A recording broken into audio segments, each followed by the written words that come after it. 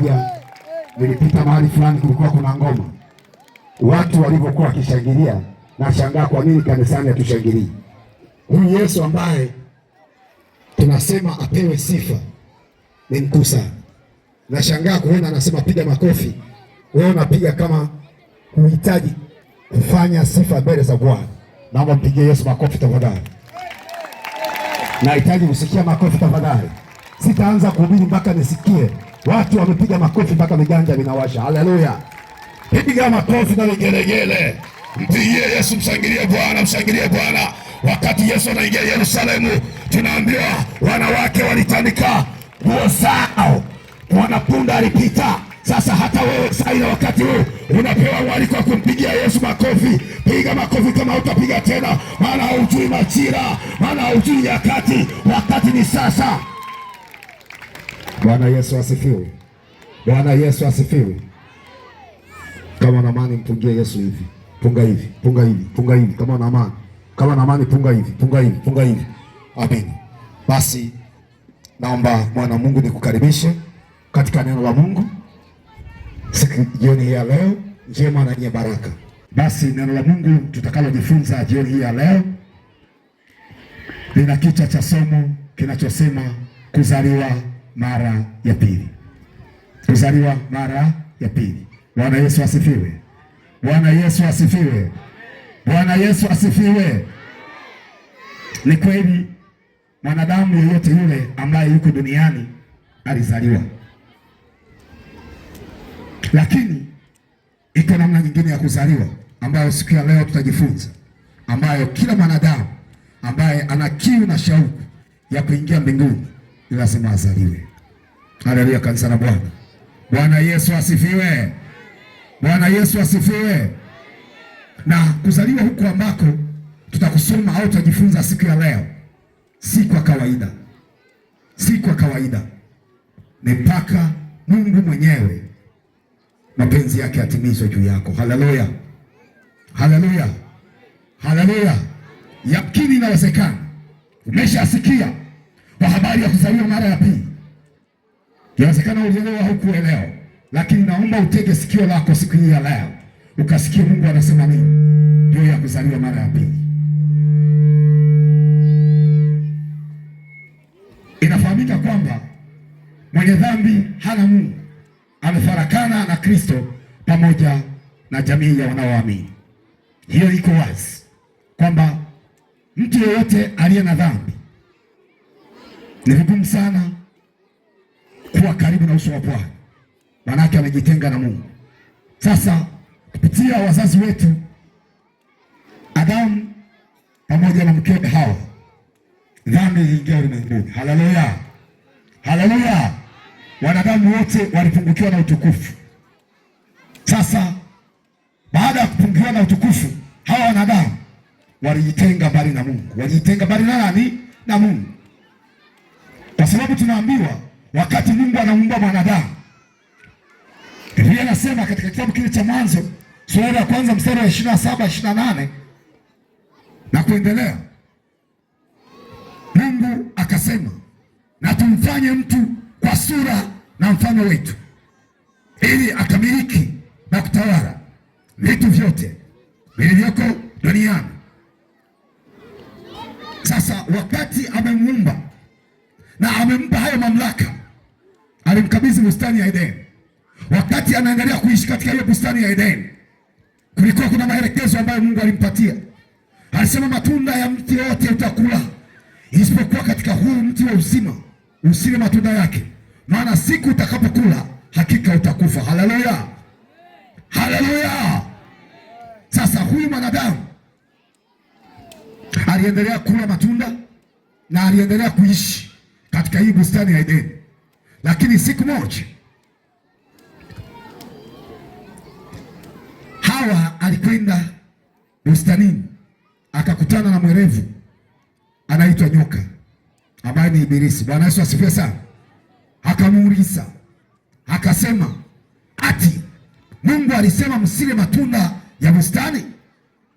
Hawa akasema, hapana, Mungu alisema tule matunda, lakini tusile katika mti huu mmoja. Haleluya, Haleluya. Ibilisi mwovu shetani akamwambia Hawa akisema, Mungu alijua siku mtakapokula matunda haya mtakuwa kama yeye, kwa hiyo hapendi mumlingane, ndio maana aliwazuia msile haya matunda. Hawa kwa sababu alipoona yale matunda yanapendeza na yanang'aa na yanavutia, alichuma akala.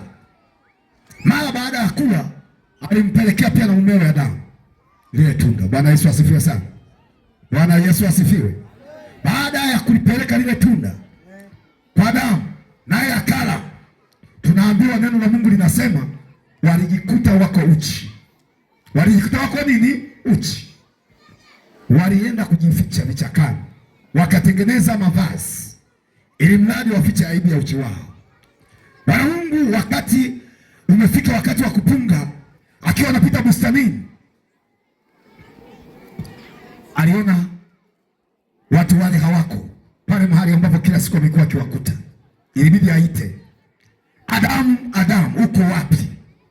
Adamu akasema, niko hapa nimejificha, kwa sababu huyu mwanamke uliyenipatia amesababisha tumefanya maelekezo tofauti na kile ulichotuagiza. Haleluya. Bwana Yesu asifiwe. Ukifuatilia mbele zaidi katika historia, tunaambiwa mwanadamu alifukuzwa katika bustani ya Edeni. Baada ya kufukuzwa, aliambiwa atakula kwa jasho, mwanamke atazaa kwa uchungu, na maelekezo mengine kwa nyoka, kaza wa kaza. Sasa mara baada ya hii dhambi kuingia, mwanadamu zamani zile kabla hajatenda dhambi, Mungu alikuwa anaenda kupunga, alikuwa anapiga story pamoja na hao wanadamu, anaongea mawili matatu. Sasa Mungu aliandaa mpango wa mwanadamu ili aweze kumkaribia. Bwana Yesu asifiwe. Bwana Yesu asifiwe. Bwana Yesu asifiwe. Huo mpango ndio huo ambao tunaenda kujifunza siku ya leo, unaoitwa kuzaliwa mara ya pili. Mwanadamu yoyote anayezaliwa kama hajazaliwa mara ya pili yuko mbali na Mungu. Bwana Yesu asifiwe sana. Lazima aingie kwenye huu mpango tunaoenda kujifunza siku ya leo, ambao ni kuzaliwa mara ya pili. Ndipo atamwona Bwana, ndipo atakapoweza kuingia mbinguni, ndipo atakapoweza kuwa karibu na Bwana, maana Bwana yuko mbali sana na wanadamu wenye dhambi. Haleluya. Na huo mpango wa Mungu kuleta kwa wanadamu, tunaambiwa yuko mtu mmoja alikuja duniani kuikomboa dunia. Dhambi iliondoka ulimwenguni. Haleluya. Dhambi iliondoka ulimwenguni. Haleluya. Dhambi iliondoka ulimwenguni. Haleluya.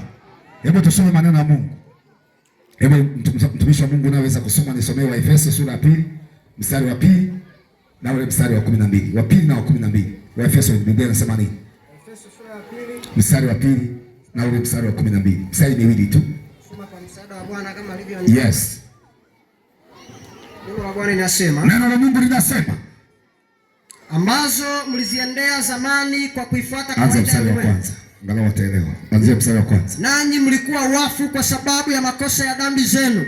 Biblia inasema nanyi mlikuwa wafu kwa sababu ya makosa ya dhambi zenu, ambazo mliziendea zamani kwa kuifuata kawaida ya ulimwengu huu. Ambazo mliziendea kwa kufuata namna ya kawaida ya ulimwengu huu. Haleluya. Na kwa kumfuata mfalme wa uwezo wa anga.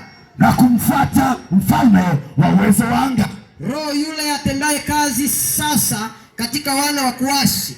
Roho yule atendaye kazi sasa katika wana wa kuasi, ambao zamani sisi sote nasi tulienenda kati yao. Ambao zamani sisi sote tuliendana kama wao katika tamaa za miili yetu. Katika tamaa za miili yetu tulipoyatimiza mapenzi ya mwili. Tulipotembeza mapenzi ya mwili. Haleluya. Amen. Na yania tukawa kwa tabia yetu watoto wa hasira kama na hao wengine. Na kwa nia hiyo tukawa ni watoto wa hasira ama watu. Inatosha mtumishi wa Bwana. Nilikwambia mistari miwili, tumeongeza mitatu, wa kwanza, wa pili na wa 12. Biblia imesema na imeeleza. Ndugu zangu wapendwa katika Kristo, mimi ambaye ninahubiri kabla sijazaliwa mara ya pili nilikuwa ni mwana wa uasi. Haleluya. Haleluya. Yaani ulikuwa ukiniambia habari nyingine yote sikuelewe. Bwana Yesu asifiwe sana. Ulevi ilikuwa ni jambo la kawaida. Uzinzi ilikuwa ni jambo la kawaida. Uchawi ilikuwa ni jambo la kawaida. Haleluya! Kuabudu masanamu, kuabudu mizimu, kuabudu miungu mingine ambayo si Mungu wa kweli ilikuwa ni jambo la kawaida. Kwa nini? Kwa sababu nilikuwa bado sijazaliwa mara ya pili. Haleluya! Kama vile ambavyo wako watu saa hii na wakati huu tunazungumza hizi habari, dhambi imewashikilia. Wengine ni wazinzi, dhambi imewashikilia. Wengine ni walevi, dhambi imewashikilia. Wengine wameoa wanawake zaidi ya mmoja, dhambi imewashikilia. Wengine ni wambea. Bwana Yesu asifiwe sana. Dhambi imewashikilia. Wengine wana kiburi cha uzima. Wako watu wanasema wamezaliwa mara ya pili, lakini wana kiburi cha uzima. Habari za Mungu kwao ni kitu cha kawaida, kitu ambacho ni hatari kwa kanisa. Haleluya! Bwana Yesu asifiwe. Wanasema wana Yesu midomoni, lakini mioyoni mwao Yesu hayupo. Watu hawa hawajazaliwa mara ya pili, kwa sababu waliozaliwa mara ya pili katika Kristo Yesu hawawezi kuwa ni watu ambao wanaishikilia dhambi. Dhambi sio sehemu ya maisha yao. Nikwambie mwana wa Mungu, siku hii ya leo Mungu amekuletea habari ya mpango wa kuzaliwa mara ya pili utakao kusaidia ili uweze kuingia mbinguni. Usipozaliwa mara ya pili mbinguni utapasikia. Bwana Yesu asifiwe sana. Bwana Yesu asifiwe. Kama unazitimiza tamaa za mwili, yaani mwili wako ndio unakupelekesha, maisha ya dunia hii ndio sehemu ya maisha yako. Wako waimbaji wameimba kwa habari ya mpira, wengine walinuna, wengine walikasirika. Ni kweli, mpira ni mpango wa kuzimu, kuzimu kamili kabisa. Leo vijana wameharibika, wanaamini katika kubeti, hawaamini katika kujituma kuchapa kazi.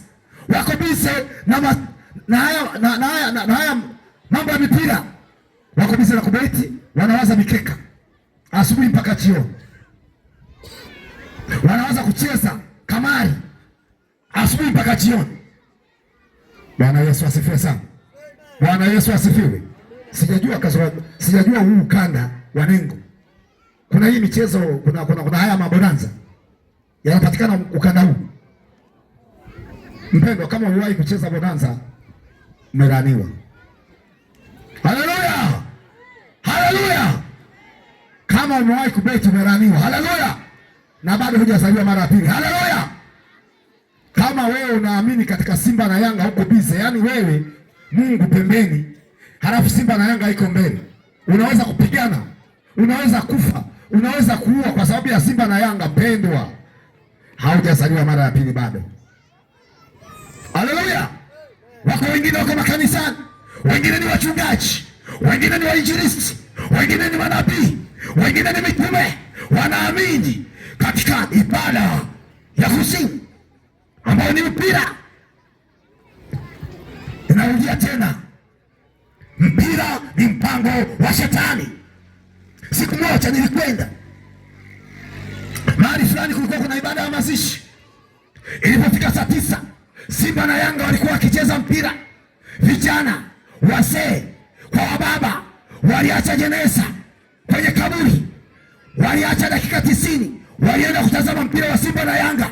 Mara baada ya mpira kuisha, walirejea makaburini kufanya mazishi. Mpendwa, hii hali ikoje? Hiyo ni jehanamu kabisa, nzima nzima. Wako watu wengine ni saa ya ibada, wakisikia kuna mpira, kuna mechi mahali fulani, yuko tayari kwenda kwenye basi la mpira akaangalia mpira kuliko kuja kanisani. Bwana Yesu asifiwe. Bwana Yesu asifiwe.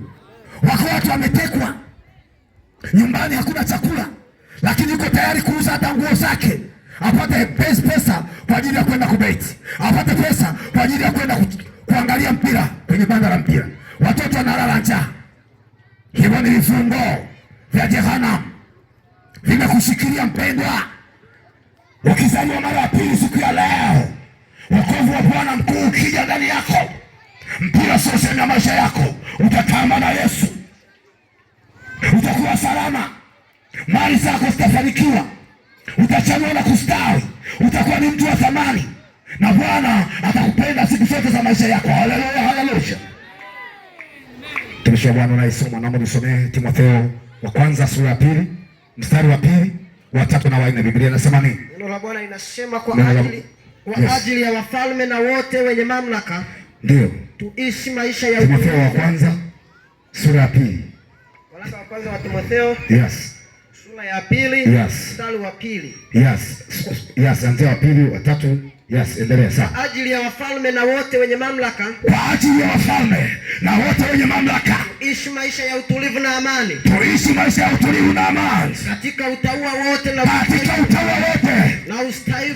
ustahivu, ili ni zuri nalo la kubariki mbele za Mungu, ili ni jema na zuri na la kubariki mbele za Bwana, ambaye utaka watu wote waokolewe na kupata kujua yaliyo kweli, ambaye utaka watu wote waokolewe na kupata kujua kweli ndani ya Mungu. Bwana Yesu asifiwe sana. Bwana Yesu asifiwe sana. Hii ni kwa ajili ya mamlaka. Wewe ni baba wa familia, umepewa maelekezo ya kwamba uko mpango wa Mungu wewe kuzaliwa mara ya pili ili uwe kiongozi bora. Wewe ni mama wa familia, Biblia inasema uko mpango wewe kuzaliwa mara ya pili ili Bwana aseme na wewe katika maisha yako. Haleluya, haleluya makutano. Kama unanielewa, punga mkono namna hii mahali ulipompreach. Haleluya, haleluya. Amen. Ndio mtumishi wa Bwana. Hiyo Timotheo mstari wa 4, wa 5 na wa 6. Biblia inasema nini? Kwa sababu Mungu ni mmoja, ndio, na mpatanishi kati ya Mungu na wanadamu ni mmoja. Biblia inasema Mungu ni mmoja na mpatanishi kati ya Mungu na wanadamu ni mmoja tu, ambaye ndiye Yesu Kristo wa Nazareti, aliyekufa msalabani, akafufuka, akashinda mauti na kaburi. Yeye peke yake ndiye mpatanishi kati ya wanadamu na Mungu aliye hai. Haleluya, haleluya. Amen. Hakuna Bikira Maria, hakuna mtakatifu fulani atakayekupeleka mbinguni. Ni Yesu Kristo pekee ndiye njia, kweli na uzima. Haleluya. Amen. Dini yako, kanisa lako, dhehebu lako, mchungaji wako, askofu wako, padri wako, hata mbingu hana mbingu ya kukupeleka. Ni Yesu pekee ndiye mwenye mbingu ya kukupeleka. Haleluya, haleluya. Kama una Yesu, yeye ana amri ya kwako. Haleluya. Amen. Malizia mtumishi wa Bwana, hiyo Timotheo mstari wa 5 na wa 6. Yes.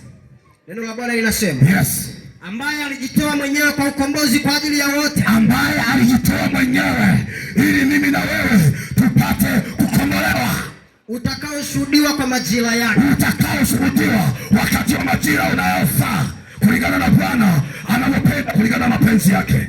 Mstari wa 7. Inatosha, mwisho msita. Bwana Yesu asifiwe sana. Ndugu yangu mpendwa katika Kristo, inawezekana umeshasikia neno hili mara nyingi sana. Wakati mwingine inawezekana wewe ni mzee wa kanisa, wakati mwingine inawezekana wewe ni mchungaji, inawezekana wewe ni nabii, inawezekana wewe ni mtume. Umesikia habari hizi. Saa ya wokovu ni sasa, wakati uliokubaliwa na Bwana ni leo. Biblia inasema usipozaliwa mara ya pili, mbingu kuiona ni kazi. Inaendelea mbele zaidi, inasema usipozaliwa kwa maji na kwa Roho hautaingia mbinguni. Haleluya, haleluya. Haleluya, haleluya. Kama unafuatisha namna ya dunia, mwili wako ndio unakupelekesha. Wewe ni baba lakini hautulii na ndoa yako, una michepuko 1000 kwa 1000, una vimala 1000 kwa 1000. Ni mama, uko bize na wanaume, kwa simu yako una chat message na wanaume kadhaa. Wewe ni mama wa mchi lakini unatembea na wanaume wengine, maana sio mwaminifu. Haujazaliwa mara ya pili. Haleluya, haleluya. Wako watu ni waimbaji, wako watu ni wahubiri, wako watu ni manabii, wako watu ni mitume, lakini matendo yao yako wazi, yanazungumza mbele za Bwana kwamba hawafai, maana hawajazaliwa mara ya pili. Bwana Yesu asifiwe. Bwana Yesu asifiwe. Yesu asifiwe. Amen. Mwana wa Mungu mahali ulipo, mpigie Yesu makofi na vigelegele tafadhali. Maana huyu mwanaume alikufa kwa ajili yangu mimi na wewe ili tupokee uzima. Haleluya, haleluya. Amen. Labda nikuulize swali na wewe ujiulize, nini maana ya kuzaliwa mara ya pili? Wako watu kwenye akili na fahamu zao wanaamini kwa matendo yao wameshazaliwa mara ya pili. It is not true my dear. Si sahihi mpendwa. Haijalishi umetenda mema kiasi gani, haijalishi umefanya makuu kiasi gani, haijalishi umetoa sadaka kwa kiwango gani, kuzaliwa mara ya pili ni ishu nyingine kabisa na matendo yako. Haleluya, haleluya. Yuko mtu mmoja kwenye Biblia tunaambiwa alitoa sadaka, aliwasaidia watu, alitoa vitu vingi sana kwa ajili ya kuwasaidia watu, lakini kwa sababu alikuwa hajazaliwa mara ya pili, Mungu aliandaa mpango, akamtuma mtumishi wake ili aende akapeleke habari na kuieneza Injili. Mara baada ya kusikia hiyo habari, akakubali kuzaliwa mara ya pili. Tunaambiwa yeye mwenyewe na familia yake pamoja na jamaa yake wote walizaliwa mara ya pili. Siku hiyo, mara hiyo wakaandikwa majina yao mbinguni, wakapokea uzima. Haleluya. Kama hujazaliwa mara ya pili hauna uzima, wewe ni wakufa. Kama hujazaliwa mara ya pili mpendwa, matendo yako ni dhahiri na yanakuteza na yanakutangulia mbele. Wakati mwingine unamtazama mtu, unaangalia tu kwa mavazi, unamwona kwa ni kahaba. Saa nyingine kwa minyoo tu, mtu ananyoa, ni mtumishi wa Bwana na anatumika mbele za Bwana, ni mwimbaji mzuri, lakini amenyoa denge. Biblia inasema nini? Msinyoe denge. Oh, haleluya. Yawezekana haujazaliwa mara ya pili, na kama umezaliwa mara ya pili, huyo aliyezaliwa ndani yako si Yesu aliye hai. Haleluya. Biblia imekataa, imezuia. Haleluya, haleluya. Yuko mtu mwingine mahali hapa, ni mwimbaji mzuri, ni mhubiri mzuri, lakini mavazi yake ni shida. Anavaa vimini saa zote, manake matendo yake ni dhahiri. Anaonyesha mwili wake wazi wazi mbele za watu. Watu wakimtazama wanajua hakika huyu mtu yuko kibiashara, ni kahaba wa kuzimu, anafanya kazi duniani. Haleluya, haleluya. Sindano iingie, upone mpendwa. Haleluya, upone. Nasema waimbaji wote mnaoimba katika mji huu, msipobadilika kunyoa denge, vichwa vitawauma maisha yenu yote. Haleluya. Narudia tena, msipobadilika kwenye mnyoo, mnanyoa denge, mnamkosea Mungu, vichwa vitawauma maisha yenu yote. Neno la Kristo limeongea leo, tarehe hii ya leo ishikilie. Leo ni tarehe ngapi? Leo ni tarehe ngapi? Tarehe 3 ya mwezi wa 9, 2025. Biblia inasema na imeweka wazi, msinyoe denge. Nukta. Siongezi hata neno moja. Amua hivi leo. Amua hivi leo ubadilike. Nashangaza sana. Biblia inasema kuwa rafiki wa dunia ni kuwa adui wa Mungu. Nashangaa. Duniani wananyoa denge na kanisani wapo wanaonyoa denge. Zaidi sana wako watu wanaimba, uimbaji wao unaonyesha kabisa hawa ni wakuzimu. Hii ni habari gani hii? Ni lazima upone siku ya leo. Ni lazima Mungu afanye mpango wa wewe kuzaliwa mara ya pili, ili Kristo akizaliwa ndani yako, akakaa ndani yako, atakutengeneza. Oh, haleluya. Atakubadilisha. Oh, haleluya. Wakati mwingine inawezekana umekuwa ukiomba maombi mengi sana, inawezekana umsihi Mungu sana. Wewe ni binti unatamani kuolewa, lakini hauolewi. Hizo sio kuolewa au kutokuolewa.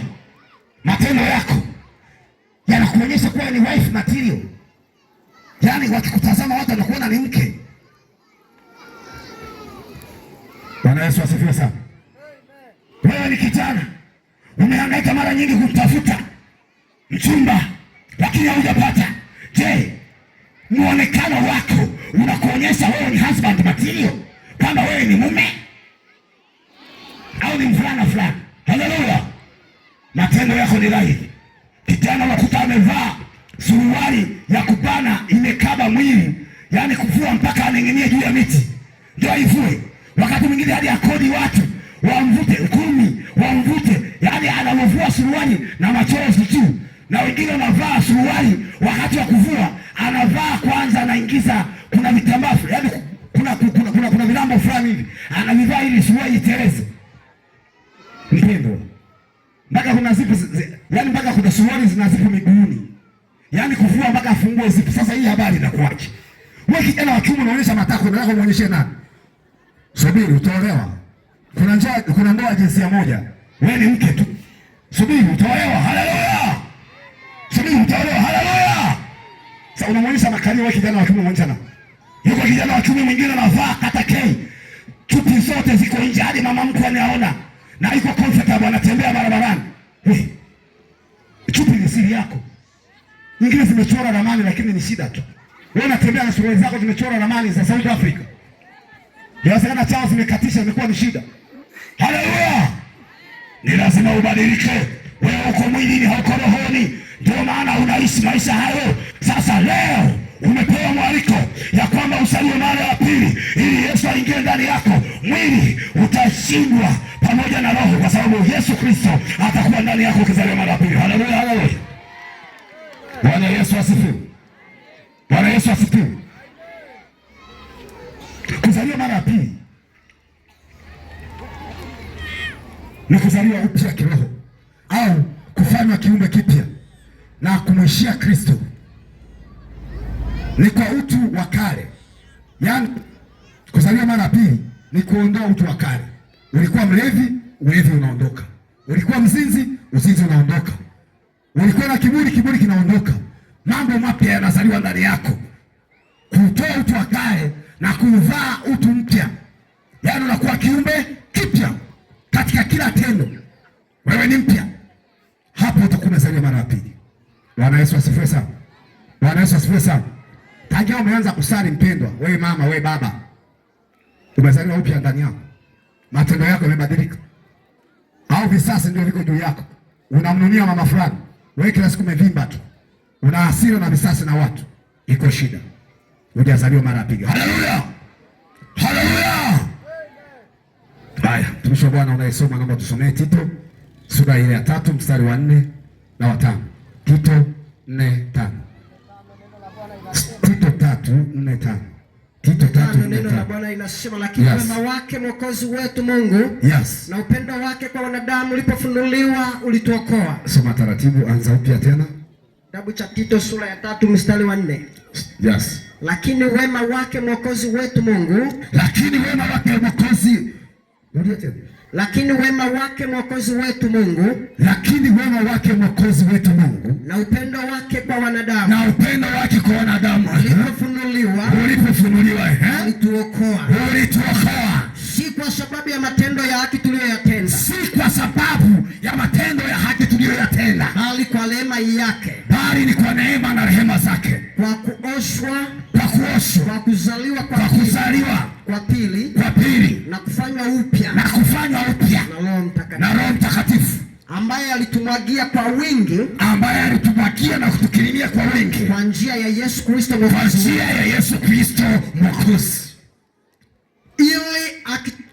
Tulia mtumishi wa Bwana. Amen. Tulia mtumishi wa Bwana. Amen. Sio kwa matendo yetu ya haki tuliyoyatenda, bali ni kwa neema na rehema, kwa uweza wa Roho Mtakatifu aliyetukirimia, aliyetunyunyizia kwa kuzaliwa mara ya pili. Bwana Yesu asifiwe sana.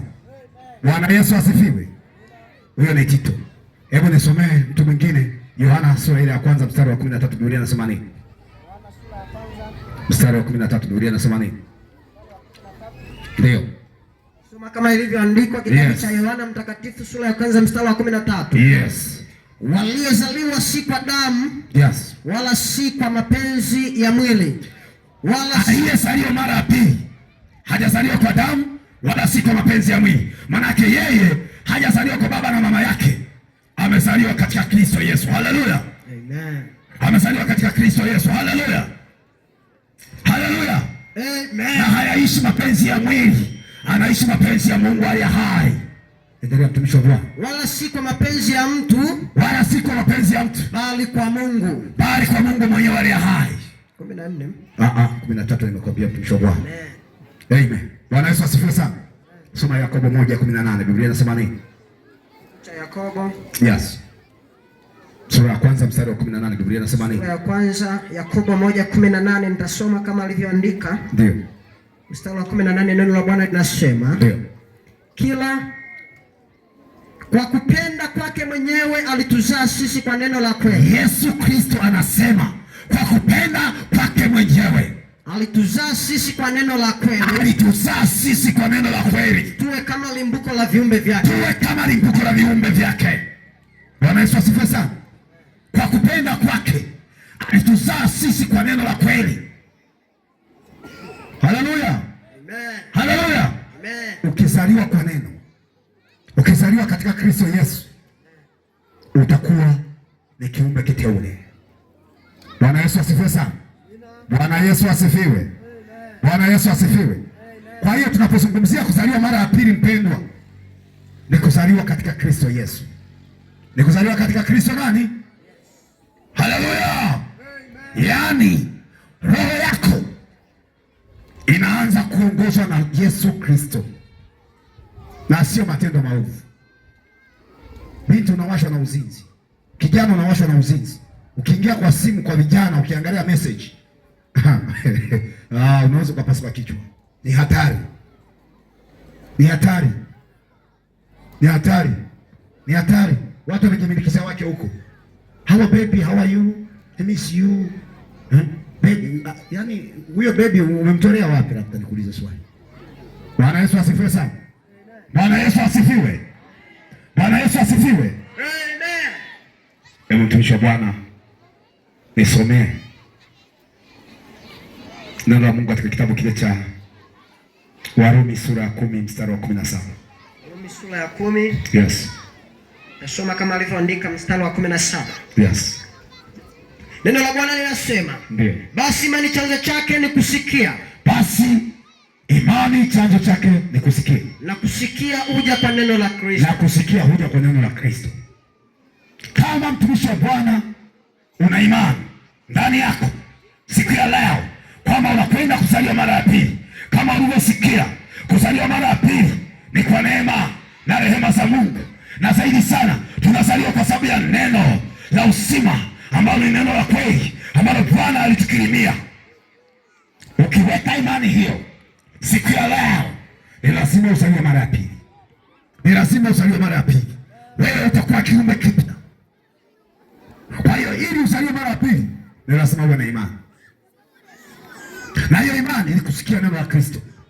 Neno tunalohubiri siku ya leo, tunazungumza leo katika mji wa Nengo, linazungumza habari ya kuzaliwa mara ya pili. Mpendwa, matendo yako yako dhahiri, mwenendo wako uko wazi, unazungumza na unasema kwamba wewe umezaliwa mara ya pili au hujazaliwa mara ya pili.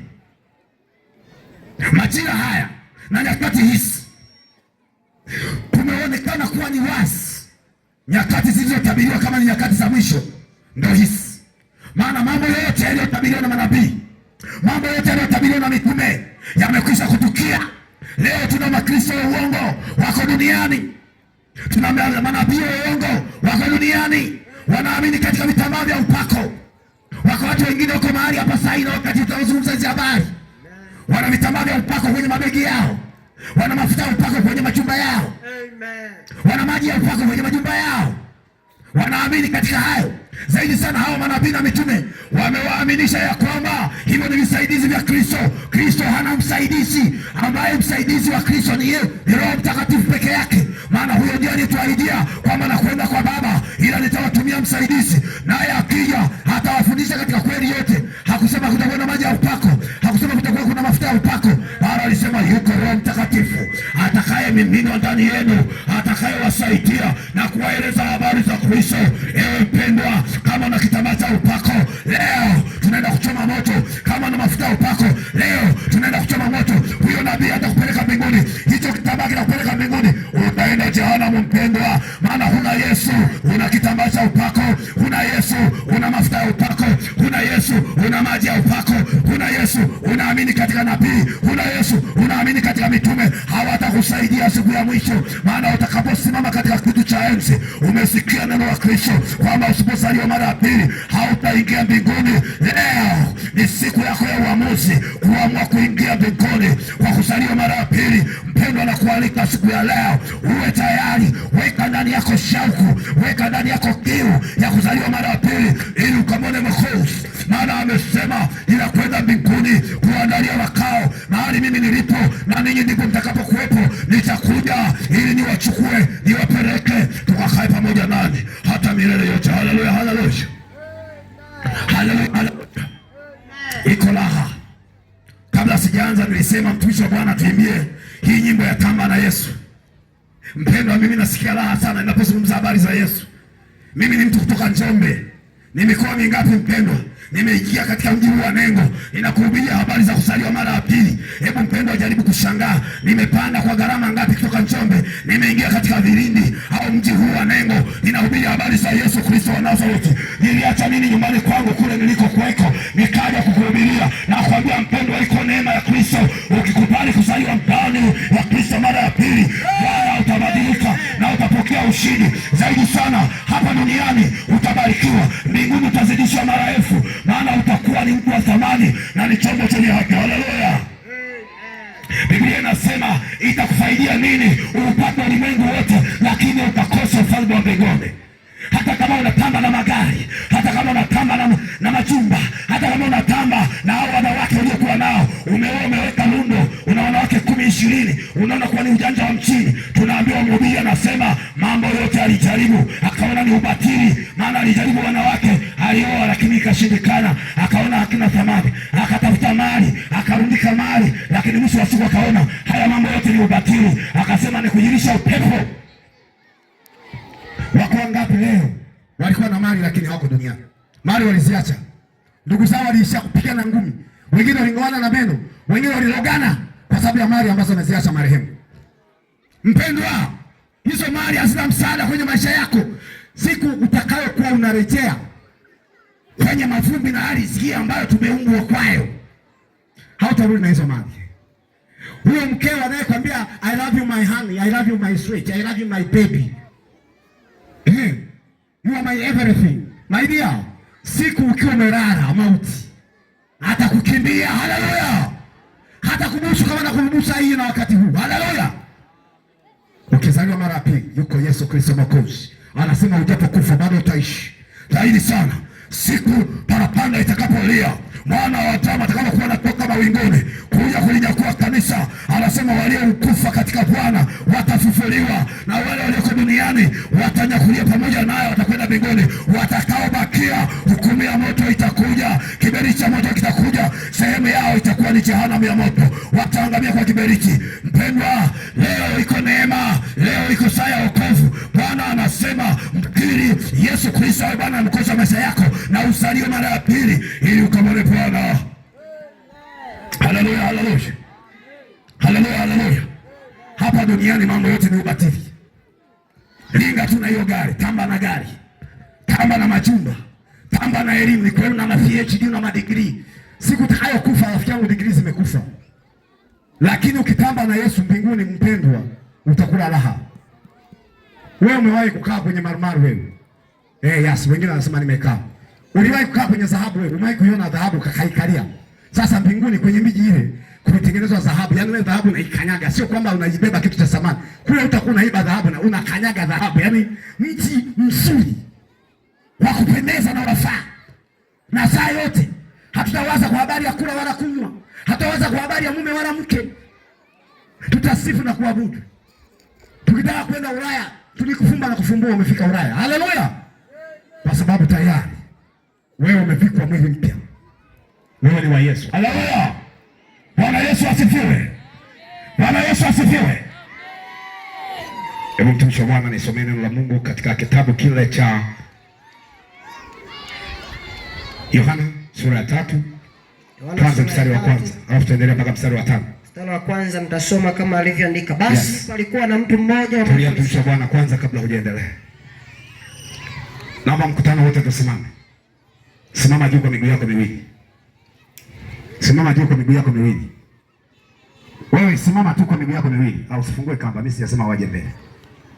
Umeshasimama? Umeshasimama? Wewe unaye kaidi.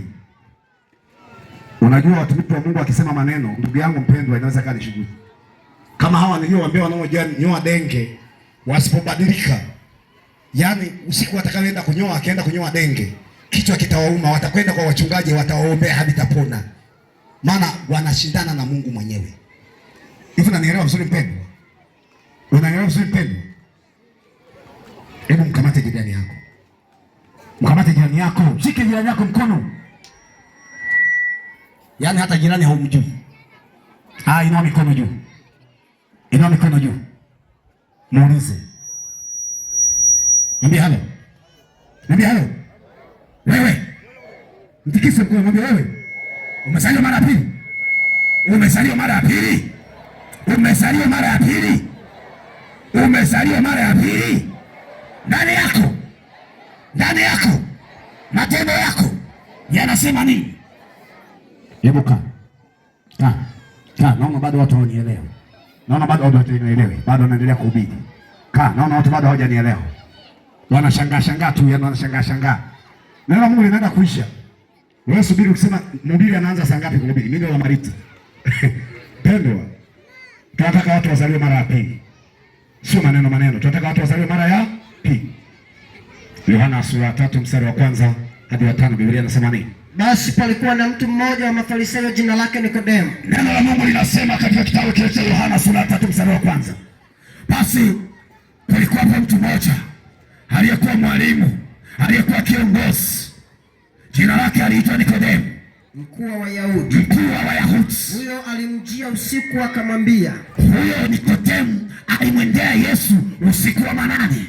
Rabi, akamwambia, twajua ya kuwa hu mwalimu. Rabi, twajua ya kuwa hu mwalimu umetoka kwa Mungu, na umetoka kwa Bwana. Kwa maana hakuna mtu awezaye, maana kwa kuwa matendo unayoyatenda hakuna awezaye kuzifanya ishara hizi uzifanya matendo kama haya, isipokuwa Mungu yu pamoja naye. Isipokuwa Bwana yu pamoja naye. Yesu akamjibu akamwambia. Yesu Kristo akamjibu Nikodemo akisema, amini amini nakwambia. Amini amini nakwambia Nikodemo, mtu asipozaliwa mara ya pili, hawezi kuona ufalme wa mbinguni. Nikodemo akamwambia. Nikodemo akajibu akasema, awezaje mtu kuzaliwa mara ya pili akiwa mzee? Aweza kuingia tumboni mwa mama, aweza kurejea tumboni mwa mama yake mara ya pili akazaliwa.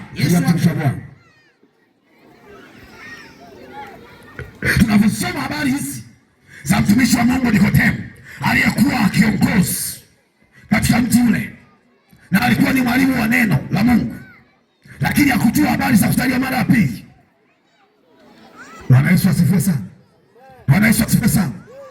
Anasema tajua ya kuwa wewe mwalimu mwema, tena unatoka kwa Mungu, maana matendo haya unayoyatenda haipo mtu anaweza kutenda kama hana Mungu wa kweli.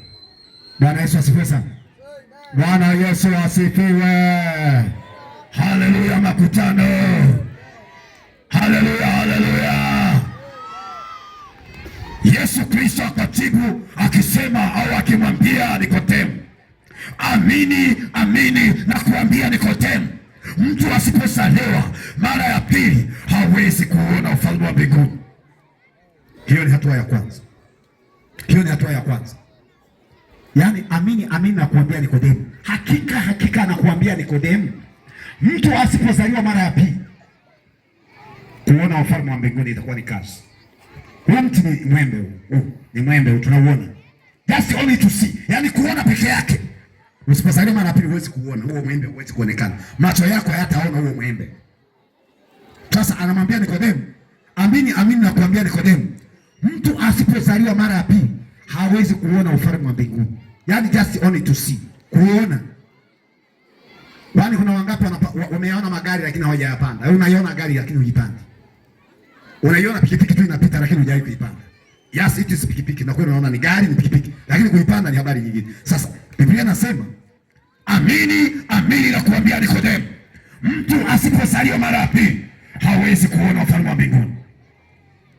Endelea mtumishi wa Bwana. Dakika tulia. Mtumishi wa Bwana Nikodemo akamhoji Mungu Yesu Kristo akasema, awezaje mtu akiwa mzee akarejea tena tumboni mwa mama yake akazaliwa?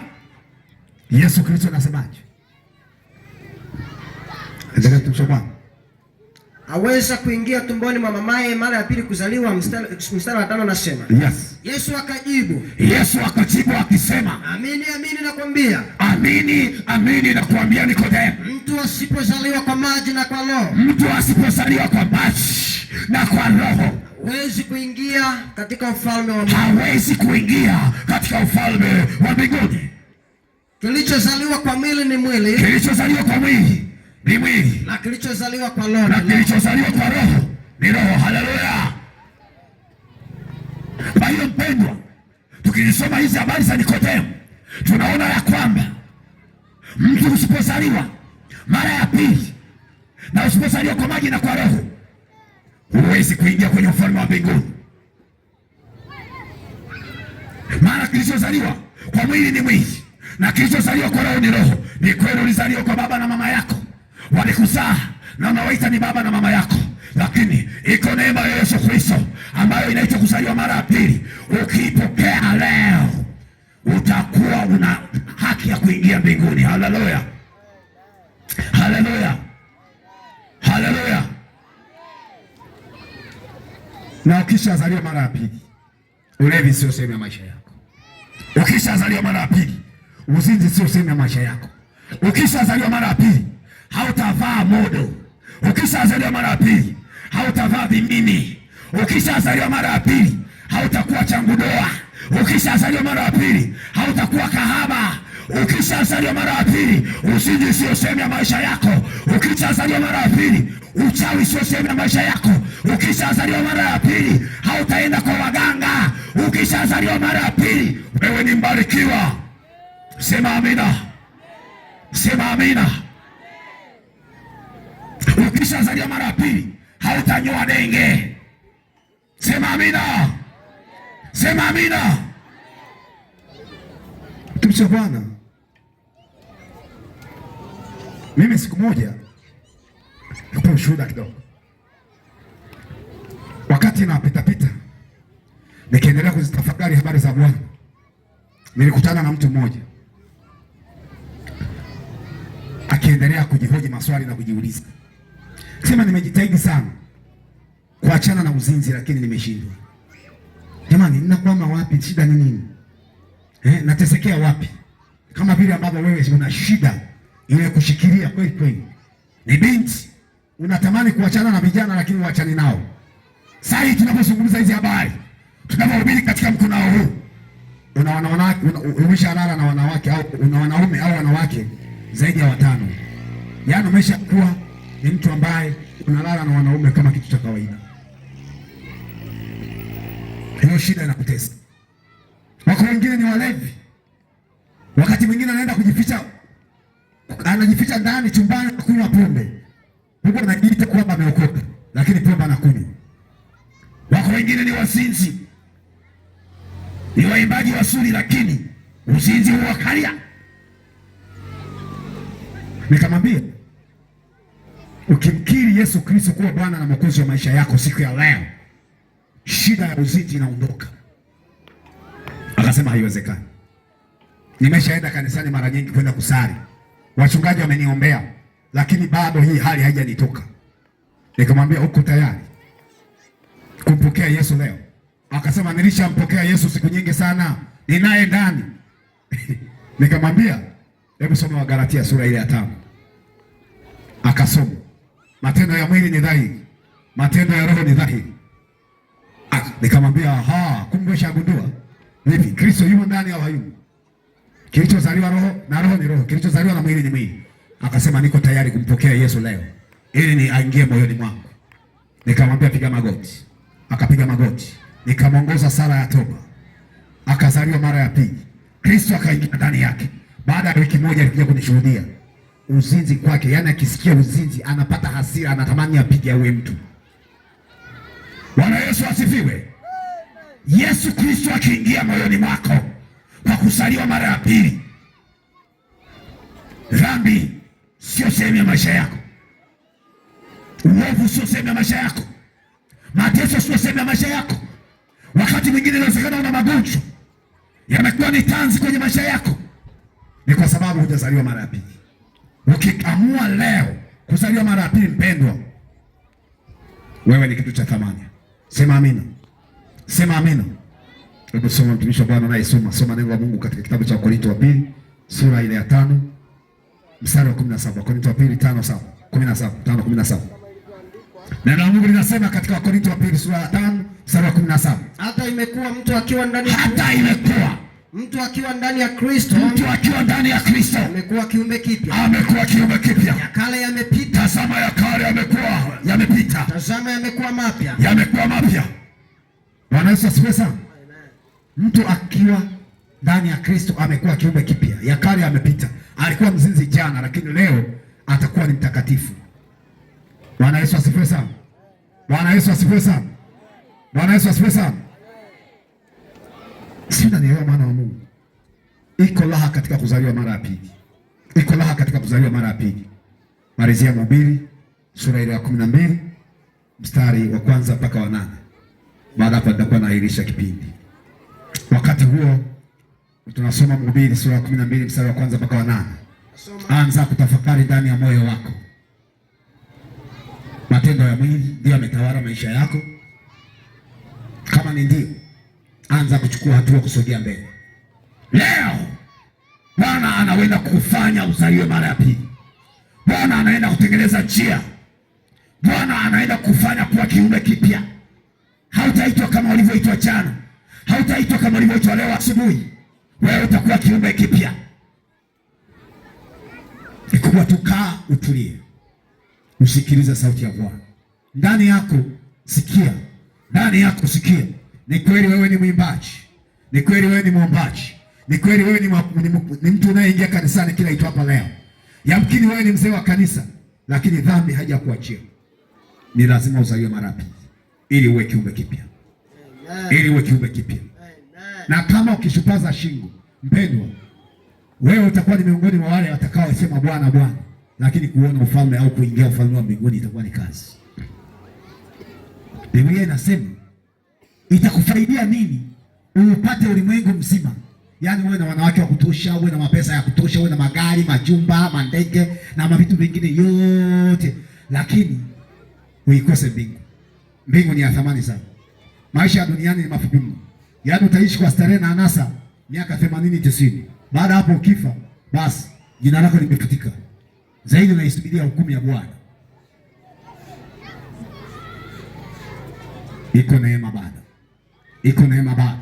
Iko neema bado.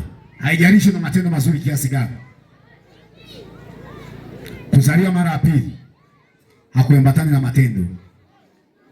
Ni lazima moyo wako upate badiliko la kweli na uwe kiumbe kipya. Usiwe ni mtu wa chuki, usiwe mtu wa misasi, usiwe ni mtu wa uzinzi na vitu vingine. Hivyo vitu visipokuwepo ndani yako, umezaliwa mara ya pili. Karibu mtumishi wa Bwana soma. Kitabu cha Mhubiri sura ya 12 mstari wa kwanza. Yes. Mkumbuke Muumba wako siku za ujana wako. Oh, hallelujah. Biblia inasema katika kitabu kile cha Mhubiri sura ya 12 na ule mstari wa kwanza, mkumbuke Muumba wako siku za ujana wako. Siku zote za ujana wako. Kabla hazijaja siku zilizo mbaya. Kabla hazijaja siku mbaya. Wala haijakaribia miaka utakaposema. Mimi sina furaha katika hiyo. Miaka. Kabla jua na nuru na mwezi na nyota havijatiwa giza. Haleluya. Kabla ya kurudi mawingu baada ya mvua. Kabla mawingu hayajarejea baada ya mvua. Siku ile walinzi wa nyumba watakapotetema. Siku ile walinzi wa nyumba watakapokuwa kitetemeka. Hapo wenye nguvu watakapojiinamisha. Na ndipo wenye nguvu na mamlaka na ufalme ndipo watakapoinama. Na wasagao kukoma kwa kuwa ni haba. Nao wachunguliao madirishani kutiwa giza. Nao wanakochungulia madirishani watatiwa giza. Na milango kufungwa katika njia kuu. Na milango itafungwa katika njia kuu. Sauti ya kinu itakapokuwa ni ndogo. Na mtu kusituka kwa sauti ya ndege. Ndege anaweza kusema watu wanashituka. Lakini kinu kikilia watu wanaona kitu cha kawaida.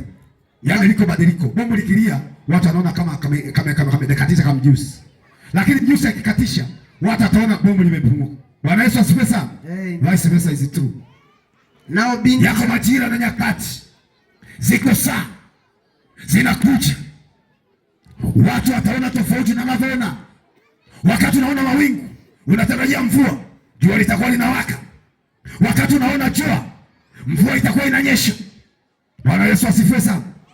Biblia inasema katika kitabu cha Mhubiri, mkumbuke Muumba wako siku zote za ujana wako, kabla siku mbaya hazijaja. Mpendwa, mara baada ya leo inawezekana siku mbaya zikaanza kuja kwenye maisha yako, maana umeisikia sauti hii kwamba ni lazima uzaliwe mara ya pili. Ni lazima uzaliwe mara ya pili ili Bwana akusaidie uweze kuingia mbinguni. Neema bado ipo. Unapoisikia sauti hii, inawezekana uko nyumbani, inawezekana uko kilabuni, tubu na ukarejee. Fanya uamuzi leo, njoo kwenye mkutano huu ukazaliwe mara ya pili ili uwe salama, maana ukiwa ndani ya Yesu iko raha. Tumeona mwimbaji amesema kamba na Yesu. Wako wengine wanalinga na magari yao, wako wengine wanalinga na majumba yao, lakini hakuna tumaini. Kama una Yesu, vyote ni ubatili. Bwana Yesu asifiwe sana. Endelea mstari wa 6 wa 7 na 8 wa 6 7 na 8. Mstari wa 6 7 na 8. Hiyo 12 7 6 8. Kabla haijakatika kamba ya fedha, yes, au kuvunjwa bakuli la dhahabu, yes, au mtungi kuvunjika kisimani, yes, au gurudumu kuvunjika birikani, yes, nayo mavumbi kuirudia nchi kama yalivyokuwa. Oh, haleluya. Nayo roho kumrudia Mungu aliyeitoa. Tulia hapo kwa mtumishi wa Bwana. Iko saa ya kumwachia mwana wa Nengo. Biblia inasema hii mili itayarudia mavumbi, maana asili yake ni vumbi, lakini roho itamrejea Muumba aliyeiumba. Maana Biblia inasema wakati mwanadamu anaumbwa, Mungu alibeba mavumbi akayafinyanga. Mara baada ya kuyafinyanga, Mungu alipumzia pumzi ya uhai ndani ya kile kiumbe alichokiumba ambacho ni mwanadamu. Ile pumzi ya uhai aliyoipulizia ndiyo roho. Asili yake ni mbinguni.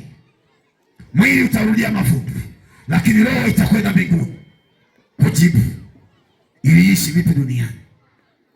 Bwana Yesu asifiwe sana. Endelea mtumishi wa Bwana. Malizia.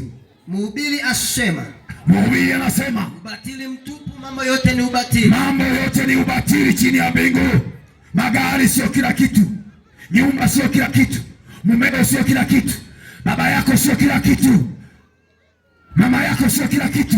Lakini ukizaliwa mara ya pili, ukiona huyu mwanaume Yesu, hata kama mama yako atakutenga, hata kama baba yako atakutenga, hata kama wazee watakutenga, lakini ukiwa na Yesu ndani una amani, maana iko raha na liko tumaini ndani ya maisha yako. Haleluya, haleluya. Mambo yote ni ubatili. Simama kwa miguu yako miwili. Naomba mkutano wote tusimame, sogea mbele. Naomba usimame, jiongea mbele tafadhali. Simama kwa miguu yako miwili, jiongea mbele tafadhali. Simama kwa miguu yako miwili, sogea mbele. Changamka. Tuna muda mchache. Sogea mbele tafadhali. Yuko Bwana mabwana anaenda kufanya jambo jipya kwenye maisha yako. Wewe mama, wewe baba, karibu mbele tafadhali. Mfalme wa ajabu anataka kufanya jambo jipya kwenye maisha yako. Amekuletea habari za wokovu wa Kristo, kwamba ni lazima uzaliwe mara ya pili ili uingie kwenye ufalme wa mbinguni. Biblia inasema Nikodemo aliuliza kwa habari ya Yesu kwamba je, inawezekanaje mtu aweza kuingia tumboni mwa mama yake akazaliwa tena? Biblia inasema Mungu mtakatifu kupitia Yesu Kristo alimwambia, amini amini nakuambia Nikodemo, mtu asipozaliwa kwa maji na kwa roho hawezi kuingia mbinguni. Karibu mtumishi wa Bwana.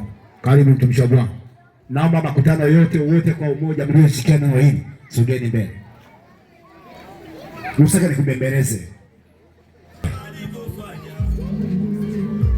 Yesu. Sogea, unataka kuokoka, sogea. Sogea, unataka kuokoka. Sogea mahali hapa. Mama sogea. Pita uje. Karibu mama. Pita uje. Bwana atakubariki sana. Kataa kumilikiwa na shetani. Yaani wewe ni fanya maamuzi leo. Njoo. Iko raha mbinguni. Njoo, tunakusubiri wewe. Dada zangu mnaokuja jioni, karibuni. Njoo. Bwana anaenda kufanya jambo jipya. Karibuni. Iko neema ya Yesu. Sogea uje. Dini. Mama, fuata maneno haya. Sema, Bwana Yesu, naja mbele zako, mimi mwenye dhambi.